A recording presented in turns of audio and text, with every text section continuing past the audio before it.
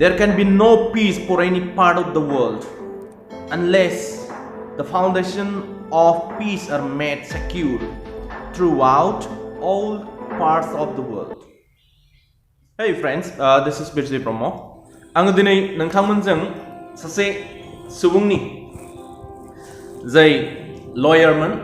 आरो corporate एक्जिकिउटिभमोन USA नि बिथां लुइस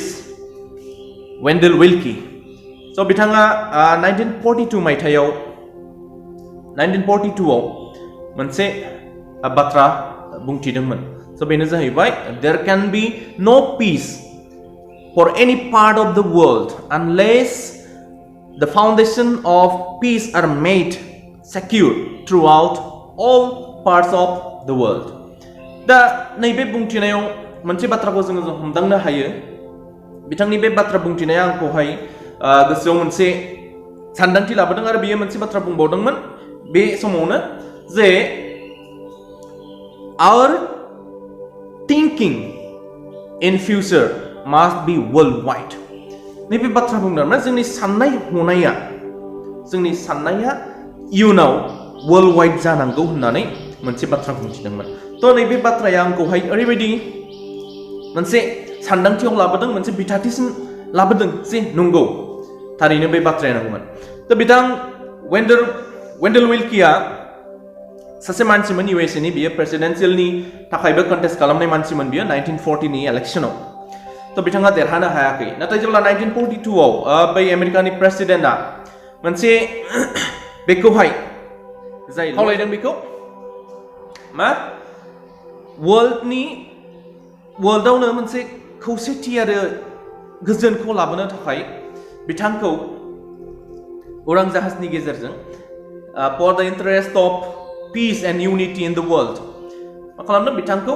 दैथायदोंमोन मुलुगनि माखासे कान्ट्रिफोरजों हादरफोरजों रायज्लायनो थाखाय गोजोन आरो सुखुनि फारसे सावरायनो थाखाय मानो होनबा सेकेन्ड वर्ल्ड वारनि दावहानि थाखाय थियारि जाजोबलायनाय बै हादरा बै हादर बेनि गेजेराव दावहानि थियारि जाजोबलायनाया बै समाव जागायगासिनोमोन बे समावनो बिथां वेन्डेल विल्कीखौ आमेरिकानि प्रेसिडेन्टआ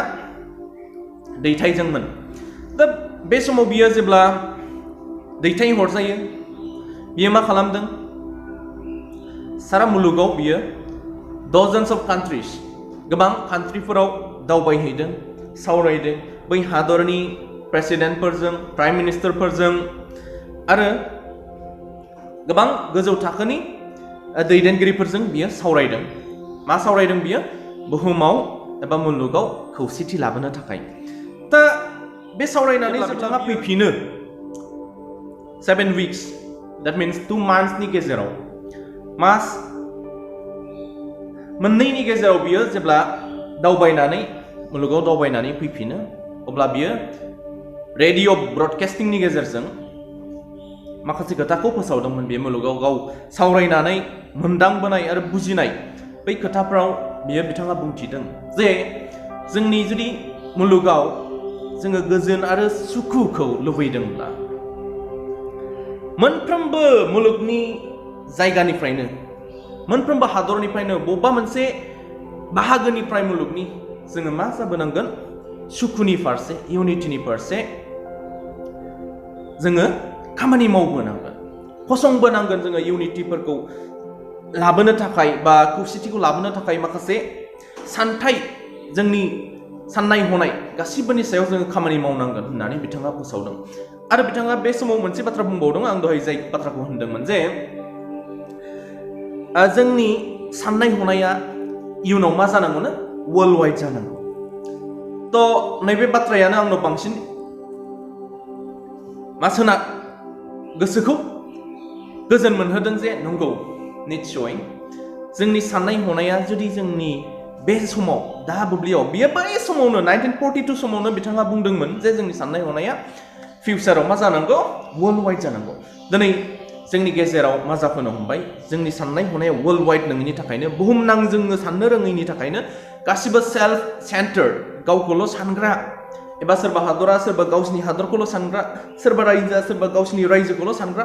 आरो गोबां इन्डिभिजुवेला गावखौल' सानग्रा जानायनि थाखायनो मुलुगनि फारसे साननो रोङैनि थाखायनो दिनैहाय जोंनियाव मा जाबोदों पिस एन्ड इउनिटिया गोमानो हमदों जोङो सिम्पल एग्जाम्पल हिसाबै जोङो साननो हायो जुदि जोङो बयबो गावखौल' सानग्रा जाजोबोबानो मा जानो हागौ जोंनियाव गोजोना फैनाय नङा सुखुआ फैनाय नङा जोंनाव हेल्प होनलायनाय नैबे बाथ्राया फैनाय नङा नंगौ दिनै जाबोनो हमदों जोङो मानसिया गोबां बिथिङाव गावस्रादों दिनै मा बिथिङाव गावस्रादों हादरजों हादर गावस्रादों रायजोजों रायजो गावस्रादों जातिखौ लानानै गावस्रादों धोरोमखौ लानानै गावस्रादों रावखौ लानानै गावस्रादों जोंनि स्किननि कालारखौ लानानै गावस्रादों आरो माखौ लानानै गावस्रादों ओनसोलारि हिसाबै गावस्रादों बै जायगानि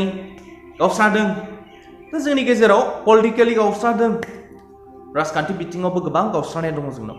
दा बैफोरबायदि गावस्रानायफ्रा दिनै जोंनि साननाय हनाया बुहुमनां आरो मोजांनि फारसे जायैनि थाखायनो